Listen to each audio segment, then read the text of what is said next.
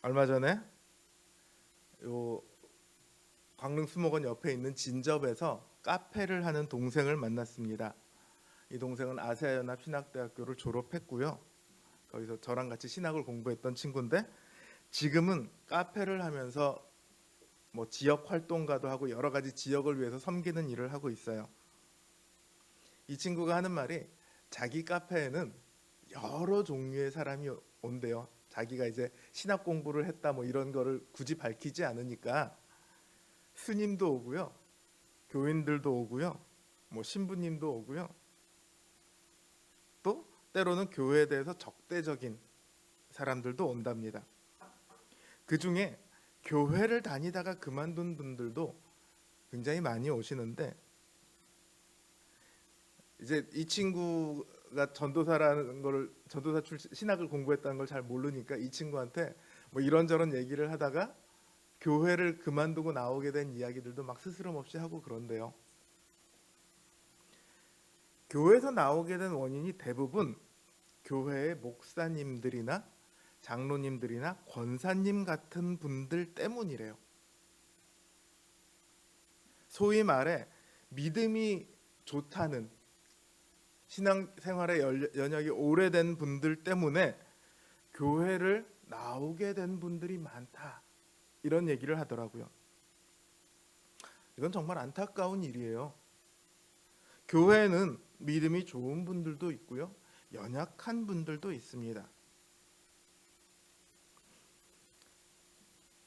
이런 교회에서 믿음이 좋은 분들의 역할이라고 뭐라고 생각하십니까? 많은 분들은 믿음이 좋은 분들이 믿음이 연약한 분들을 잘 이끌어 주어야 한다고 생각합니다. 그렇죠? 맞아요. 그런데 문제는 이끌어주는 방법에 있어요.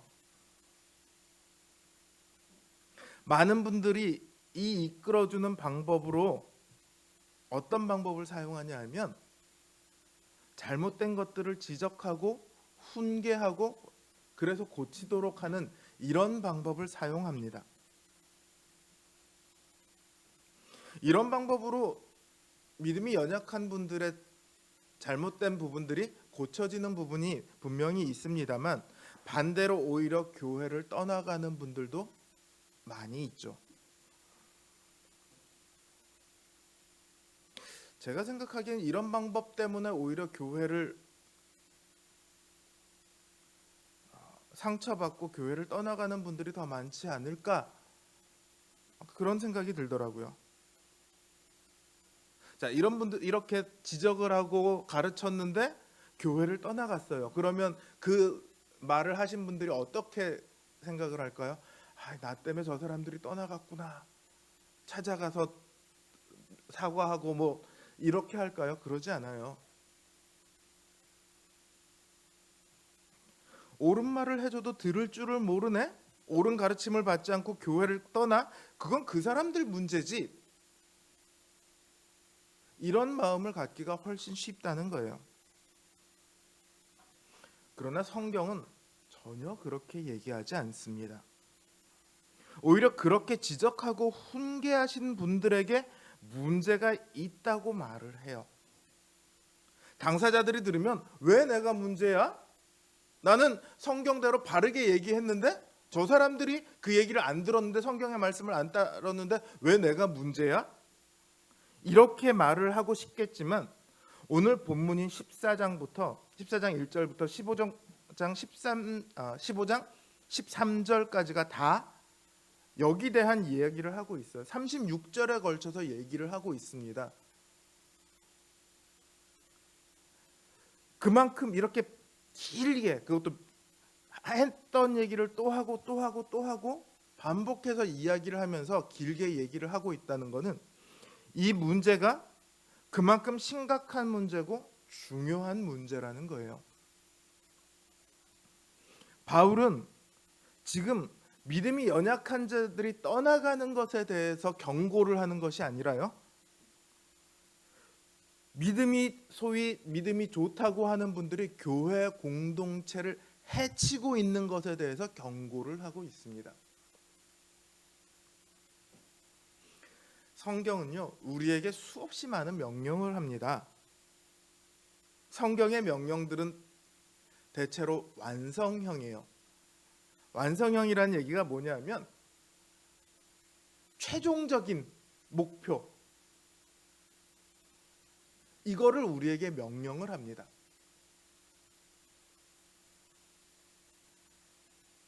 예를 들어 아브라함이 처음 갈대아 우르를 떠나왔을 때 그때는 아들이 없었지만 혹시라도 그때 아들이 있었다고 치고 그때 만약에 하나님께서 네 아들을 바쳐라 그랬으면 아브라함이 바칠 수 있었을까요? 절대 못했을 거예요. 시간이 걸려서 아브라함이 네 아들을 바쳐라라고 했을 때도 믿음으로 그 명령에 순종할 수 있었던 거죠. 그만큼 하나님의 명령을 따라가는 데는 우리에게 수많은 시간이 필요합니다. 수많은 시련과 경험들이 필요해요. 그 과정을 통해서 우리의 믿음이 자라나가는 거고 하나님의 명령들의 최종적인 그 완성형에 점점 더 가까워가는 거죠.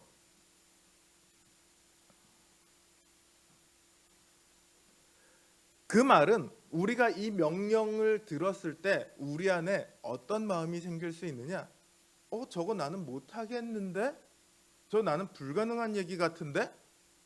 저거 나랑 너무 먼 얘기 같은데? 이런 괴리감이나 혹은 좌절감 같은 게 생길 수 있다는 거예요. 성경의 명령들이 옳은 거는 알겠는데 우리의 현실은 그렇지가 않거든요. 그러다 보면 명령에 순종하려는 시도조차 안 하거나 혹은 말씀을 선택적으로 가려서 듣거나 아니면 말씀에 아예 귀를 닫거나 이럴 수 있어요. 하지만 하나님께서요, 그 명령들을 주신 하나님께서 우리의 현실을 무시하실까요? 이제 막 갈대아 우르를 떠나온 아브라함에게 야, 너 믿음이 왜 그 꼬라지냐? 이렇게 얘기하셨을까요?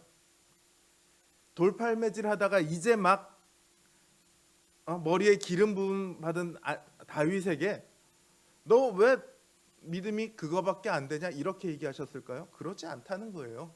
하나님께서는 분명히 완성적인 명령을 주셨으면서 동시에 그 과정에서 우리가 자라나간다는 것을 인정을 하고 계세요. 우리의 현실을 인정해 주신다는 거죠.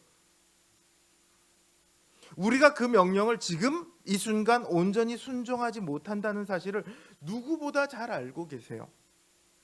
그래서 믿음 생활을 시작한 지 이제 10일 된 사람이나 50년 된 사람이나 다 신자라는 이름으로 묶어 놓으셨어요. 더 좋은 신자, 더 나쁜 신자 이런 게 아니라 다 같은 신자예요. 더 많이 순종하는 사람도 더 적게 순종하는 사람도 모두 다 하나님의 백성이고 하나님의 자녀입니다. 그렇게 모인 사람들이 교회죠. 교회는 믿음이 강한 사람도 있고 약한 사람도 있고 신앙생활 오래 한 사람도 있고 적게 한 사람도 있고 순종을 잘하는 사람도 있고 순종을 잘 못하는 사람도 다 모여 있잖아요. 이러다 보니까 이제 문제가 생기는 거예요. 어떤 문제가 생기냐면 쉽게 얘기하면 축구 배운 지 이제 10일 된 사람하고 맨날 조기 축구에 가서 10년을 뛴 사람하고 같은 경기에서 뛰고 있는 거예요. 그러니까 패스를 했는데 10년 된 사람이 딱 패스를 했는데 10일 된 사람이 공을 놓쳤어요. 그 사람 때문에 졌어요. 예를 들어 경기에. 그럼 어떠겠어요? 신경질이 나겠죠. 그 수준의 차이가 명확하게 눈으로 보여요. 그러니까 교회가 의외로요. 야, 너 좀 잘해봐. 너 왜 그거밖에 못해? 이런 얘기가 나오기 딱 좋은 환경을 가지고 있다는 말이에요. 클래스별로 교회를 구분해 놓은 게 아니라 하나로 다 묶어놨으니까 그 안에서 수준의 차이가 확연히 드러나고 그러다 보니까 너 왜 그거밖에 못해라는 말이 나오기 너무 쉬운 구조가 되어 있는 거죠. 그러나 교회는요, 은혜로 구원받은 사람들의 모임입니다. 자기가 잘해서 순종 잘하는 사람들을 모아놓은 그런 모임이 교회가 아니에요. 우리가 은혜로 구원받았다는 사실 위에서 순종을 좀 더 잘하고 덜 하고, 믿음이 좀 더 좋고 좀 더 못하고, 이 차이는 아무런 의미도 없습니다. 모두 다 같은 존재예요. 죽어야 할 죄인이라는 같은 출발점을 가졌고, 예수 그리스도라는 같은 방법을 가졌고, 하나님께서 만들어주신, 하나님께서 허락하신 그 은혜의 영광이라는 그 구원을 목적으로 가지고 있는 다 같은 사람들이에요. 먼저 갔느냐, 나중에 출발했느냐, 요 차이가 있을 뿐이고, 조금 더 빨리 갔느냐, 천천히 갔느냐의 차이가 있을 뿐이고, 직진을 했느냐, 조금 돌아갔느냐의 차이는 있을 수 있어요. 또 어떤 경우는 먼저 갔던 사람이 어느 순간에 보면 뒤쳐져 있기도 하고 뭐 그러더라고요. 그러니까 믿음의 차이가 없을 수는 없지만요, 자신이 더 나은 사람인 것처럼 그렇게 판단하거나 무시하거나 비판하지 말라. 성경은 이렇게 얘기하고 있어요. 그래서 바울은 의견이 다르더라도 서로 다투지 말라, 이렇게 얘기를 하거든요. 우리는 모두가 다 완전함에 이르지 못한 채 그저 마지막 목표를 향해 부단히 자라가고 있는 중이에요.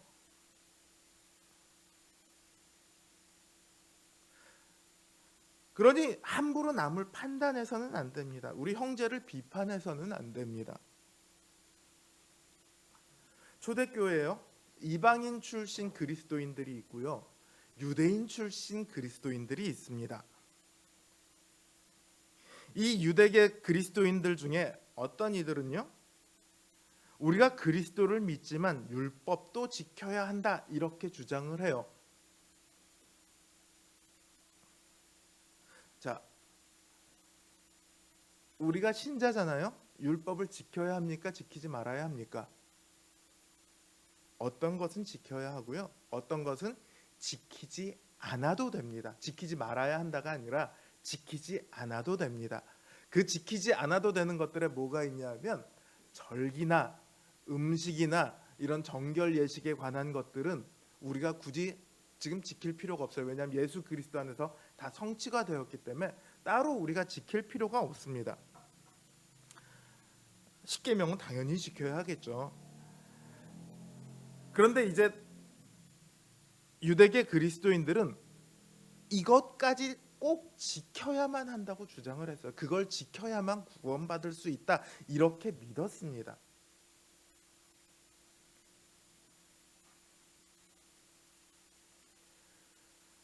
로마 교회만 그랬던 게 아니라 대부분의 초대교회에 이와 같은 일들이 있었어요.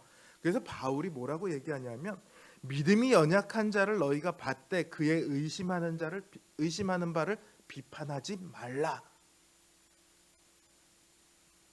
여기서 믿음이 연약한 자가 누구일까요? 이방인 그리스도인일까요? 아니면 유대계 그리스도인일까요?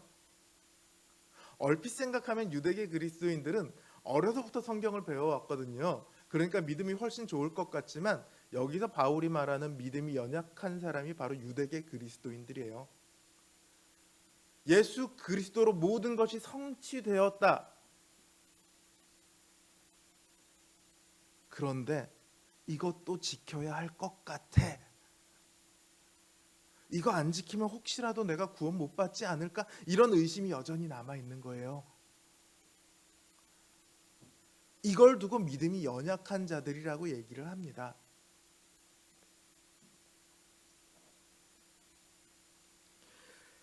이 절에 보면 어떤 사람은 모든 것을 먹을 만한 믿음이 있고 연약한 자는 채소를 먹는다, 이렇게 얘기를 하잖아요. 사실 구약을 보면 먹지 말아야 할 고기가 있고 먹어도 되는 고기가 있죠. 그렇죠? 먹어도 되는 고기는, 소고기는 먹어도 되고 돼지고기는 먹으면 안 되고, 뭐 이제 이런 것들이 있는데, 지금 여기서 보면 어떤 사람은 채소만 먹고 어떤 사람은 고기를 먹는다, 이렇게 얘기해요. 그러니까 고기 자체를 아예 안 먹는 사람이 있어요. 이거는 단순히 구약의 율법 때문이 아니고 당시 상황과 관계된 건데요. 당시 대부분의 고기가 어디서 나오냐면 신전에서 나옵니다. 신전에서 뭐 아폴로 신전, 뭐 아프로디테 신전, 신전들이 많잖아요. 포세이돈 신전도 있고 그 신전에다 신에게 제사를 드려요. 제사를 드리고 나면 거기서 신전에서 이제 먹고 마시고 잔치가 벌어지거든요. 그러고 나도 고기가 남아요. 그 고기가 어디로 나오냐? 시장으로 나옵니다. 시장에서 유통이 되는 거예요. 그러면 이 시장에 그 신전에 제사 드려진 음식이 있을 수도 있고요. 아닌 음식이 있을 수도 있어요. 물론 어떤 건지 몰라요. 시장에서 사오면 고기를. 그러니까 이거 다른 신에게 바쳐진 음식은 우리가 먹으면 안 돼. 이렇게 생각하고 식물만 먹었던 거죠. 이 정황이 이제 고린도전서 10장에 나옵니다. 바울이요 여기에 대해서 뭐라고 얘기하냐면 고린도전서 10장을 보면 신전의 제사에 참여해서 거기서 고기를 먹는 거는 귀신과 교제하는 것이다. 이렇게 얘기해요. 그 귀신과 교제를 한다는 거예요. 다른 신과. 그러니까 당연히 우상 숭배입니다. 하지만 시장에서 고기를 사서 먹으면 이 고기가 신전에서 나온 고기든 아니든 꺼리 끼지 말고 그냥 먹으라는 거예요. 내가 신전의 제사에 참여한 것도 아닌데 그 제사에 바쳐진 음식을 내가 먹는다고 해서 그게 무슨 상관이 있냐는 거예요. 사실 우리 70년대 80년대에 한국 교회에도 이 문제가 굉장히 많았어요. 특히 제사를 다들 드렸으니까 제사에 참여하느냐 안 하느냐는 명백하죠. 너무도 제사 드리지 말라고 다들 가르치셨고요. 근데 이제 제사 음식을 먹어도 되냐 안 되냐 이거 가지고도 목사님들마다 얘기가 조금씩 달랐어요. 바울의 말을 따르면 제사 음식을 먹을 수 있어요. 먹는다고 해서 문제가 되지 않아요. 그런데 바울이 뭐라고 얘기하냐면 누가 혹시 너 왜 재물 먹어 이렇게 얘기를 하면 그건 그 사람이 믿음이 약해서 거리낌 없이 먹는 사람은 이 믿음으로 인해 자유로운데 그건 그 사람이 아직 의심하는 바가 있는 믿음이 연약하기 때문에 물어보는 거기 때문에 그 사람을 위해서 그래? 미안해. 그러고 몰랐어. 그러고 고기를 안 먹으면 된다는 거예요. 그러면 고기를 누구의 양심 때문에 안 먹는 겁니까? 내 양심 때문에 안 먹는 겁니까? 아니요. 그 사람의 양심을 위해서, 그 사람의 믿음을 위해서 안 먹는다는 거예요.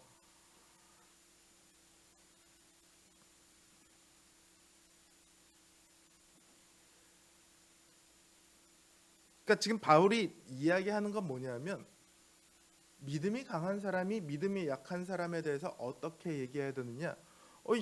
너 이따위 고기가 무슨 의미라고? 이 고기가 뭐 천지에 있는 모든 것들이 다 하나님의 것인데 내가 이 고기 먹는 게 뭐가 문제라고 생각해?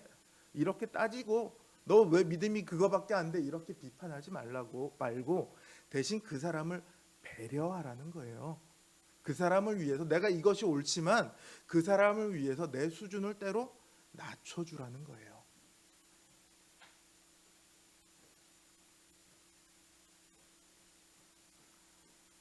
믿음이 약하다고 해서 우리가 판단하거나 정죄해서는 안 됩니다. 왜냐하면 그 사람들이 아직 믿음이 약해서 여러 가지 의심이 있고 또 율법을 붙들고는 있지만 이미 그리스도를 믿음으로 그 사람도 하나님께서 받으셨어요.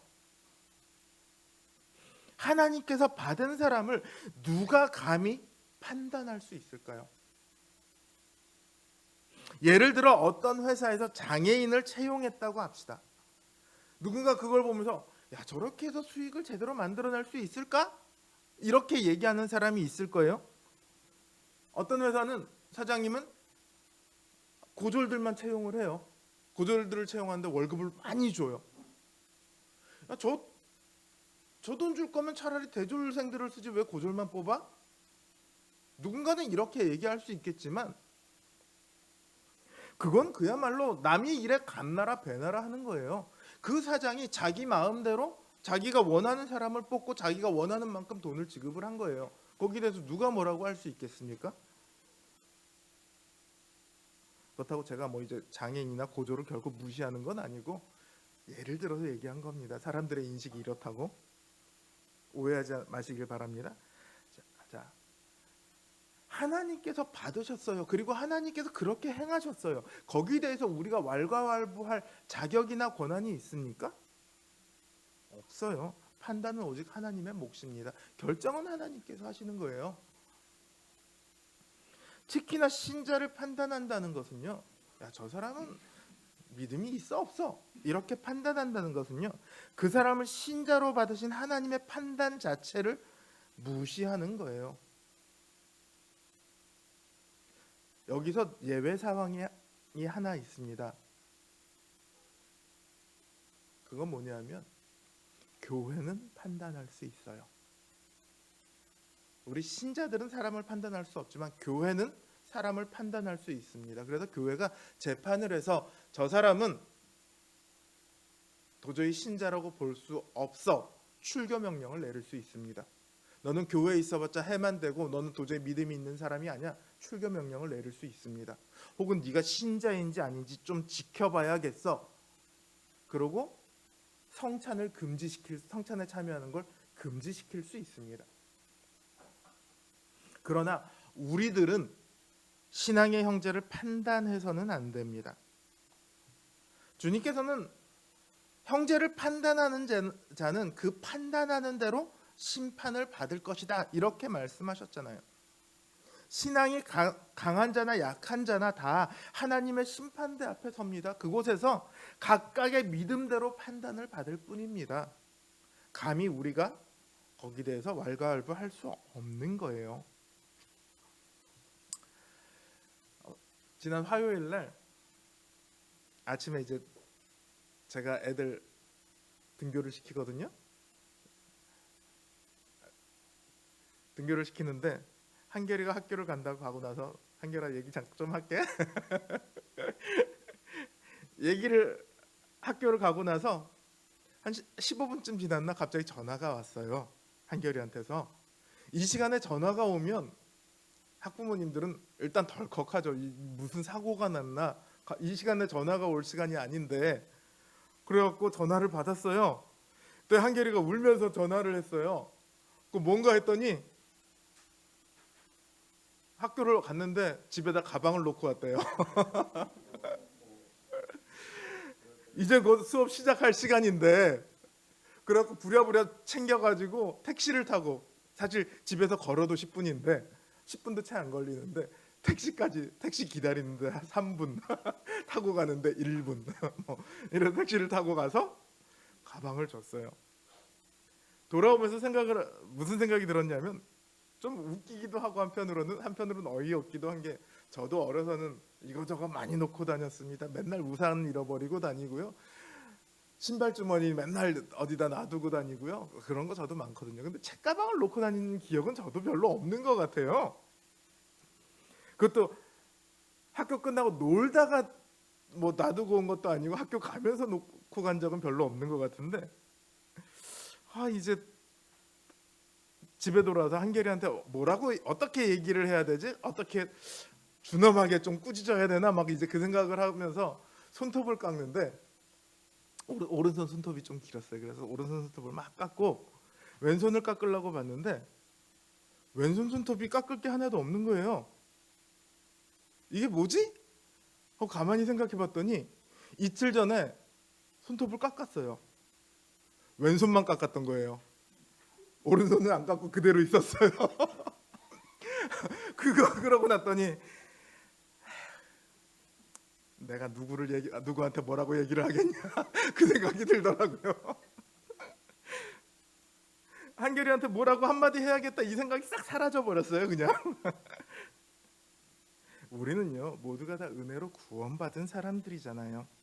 주님께서 우리를 판단하지 않으시고 그저 사랑으로 대해 주셨거든요. 그 사랑으로 우리를 받아주셨어요. 그래서 우리가 구원을 은혜라고 부르잖아요. 교회는 은혜 공동체예요. 은혜로 구원받은 사람들의 모임입니다. 믿음의 차이가 얼만큼 나건 간에 다 은혜로만 구원을 받았죠. 그러니 우리도 연약한 자를 비판할 것이 아니라 사랑으로 감싸 안아줘야 됩니다. 주님께서 우리를 다 받아주신 것처럼 우리도 그들을 다 받아야 합니다. 바울이 말하잖아요. 믿음이 연약한 자를 너희가 받되 거의 의심하는 바를 비판하지 말라. 식물을 가려야 한다고 생각을 해서 절기를 다 지켜야 한다고 생각해서 거기다 대고 너 왜 그렇게 믿음이 약해? 그거 왜 안 먹어? 그건 믿음 없는 짓이야. 이러지 말라는 거예요. 제가 한국 장로교 목사치고는 술 담배에 대해서 굉장히 관대한 편이라는 걸 아시잖아요. 제가 담배에 대해서 어떻게 얘기하냐면 담배 피는 건 상관이 없는데 대신 다른 사람들을 생각해서 주일날이나 교회 근처에서는 가급적 안 피는 게 좋지 않겠냐. 제가 이렇게 얘기를 해요. 다른 사람들을 생각해서 좀 네가 양보를 해줬으면 좋겠다 이런 거죠. 그런데 다른 교회 청년 하나가요. 저한테 그 얘기를 듣고 뭐라고 얘기하냐면요. 목사님, 믿음이 연약한 건 저인 것 같은데 제가 그분들을 배려해야 하나요? 그 얘기에 제가 약간 충격을 먹었어요. 정말 그런가? 아무 말도 못했어요. 그 청년한테. 그 다음에 할 말이 없더라고요. 뭐 대충 이렇게 얼버무리고 끝이 났어요. 얘기가. 주님께서 이 땅에 오실 때요. 가장 낮은 자의 모습으로 오셨어요. 죄인의 모습으로 오셨어요. 저주받은 자의 모습으로 십자가에 달리셨어요. 왜 그런 모습으로 오셨냐면 우리가 그런 모습이었으니까요. 주님께서는요. 가장 약한 자들까지 사랑하셨고 그들의 친구로 오셨어요. 그러니 우리도 그걸 따라가야 되지 않겠습니까? 형제의 연약함을 비판하거나 무시하는 게 아니라 오히려 그들의 친구가 되어줘야 합니다.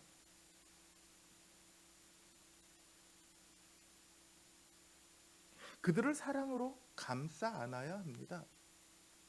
너 왜 그거밖에 안 되라고 그들의 수준을 높이는 게 먼저가 아니고요. 내 수준을 그들에게까지 낮춰서 그들과 함께 하는 게 먼저라는 거예요.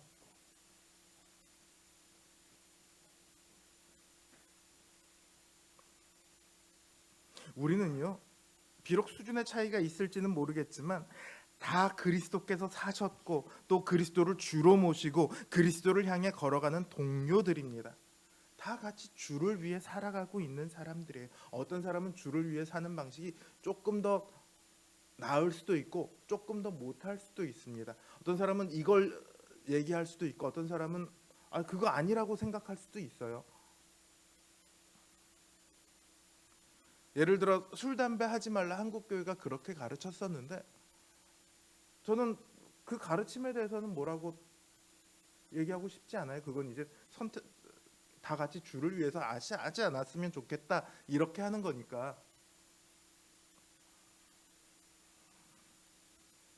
다만 제가 이제 늘 술, 담배 하는 거에 대해서 얘기했던 게 뭐냐면 술, 담배만 안 하면 마치 훌륭한 성도인 것처럼 얘기하는 거 그걸 하지 말라는 거예요. 그렇게 되면 그게 이제 마치 율법주의자들처럼 되는 거니까 그런 거를 하지 말라는 거죠. 우리가 신앙의 모습으로 서로를 판단하지 않았으면 좋겠습니다. 그렇죠? 뿐만 아니라 신앙 외적인 것으로 판단하는 일은 더더욱 좀 안 했으면 좋겠어요. 부유함의 정도나 학력이나 직업이나 외모나 정치적인 색채나 이런 것들로 판단하지 않았으면 좋겠습니다. 주님께서는 우리를 그런 것들과 아무 상관없이 다 받으셨는데 선거 전후로 지금 한국교회의 가장 큰 문제는 뭡니까? 정치적인 색채로 갈려져 있다는 거예요. 한국 교회가 한참 부흥기에 들어 있었을 때, 막 이때는 이제 한국 사회도 막 부유해지고 있을 때였으니까, 그때 한국 교회의 가장 큰 문제가 뭐였습니까? 교회 안에 부유함의 정도를 가지고 판단하는 일이 있었다는 거예요. 아유, 우리 교회 장로가 되려면 그래도 헌금 얼마쯤 할 수 있는 사람이 돼야지, 건축 헌금 한 2억쯤 할 수 있는 사람 정도는 돼야지 우리 교회 장로 자격이 있지 않겠어? 성경에는 그런 자격이 전혀 없는데, 부유함의 정도가 판단의 근거가 돼요. 그러면 그 부유함의 정도에서 못 미치는 사람들은 어떻게 해요? 교회를 떨어져 나가는 거예요. 제가 이전에 이전에 있었던 교회에 실제로 그런 분이 계셨어요. 정말 교회 일을 그렇게 열심히 섬기는 분이 없었어요. 근데 이분의 이제 재산이나 직업이 남들 보기에 충족할 만한 정도가 아니니까 안수 집사로만 한참 오래 있었는데 장로가 되지를 못해요. 딸이 총신대를 들어갔거든요. 근데 어느 날 얘기를 들으니까 이분이 신천지로 넘어가셨다고 하더라고요. 안타까운 일이죠.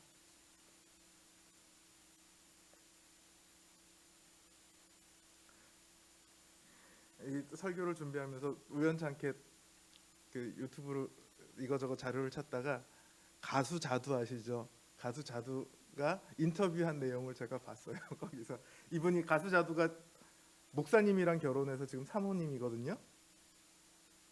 이분이 이런 얘기를 했어요. 권사님들이 깍두기를 크게 자르면 크게 자른다고 뭐라고 하고 작게 자르면 작게 자른다고 뭐라고 하는데, 제발 좀 내버려 두시라고, 깍두기로 구원받는 거 아니지 않냐고 그렇게 얘기를 하시더라고요.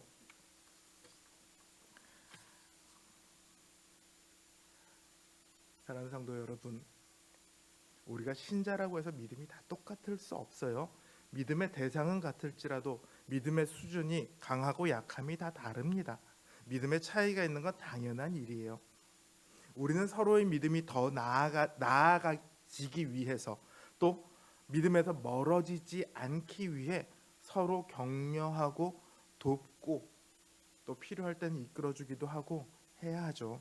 그러나 기억해야 합니다. 우리에게 익숙한 방식, 지적하고 훈계하고 비판하고 이런 방식은 서로를 자라게 하는 게 아니라 서로를 멍들게 합니다.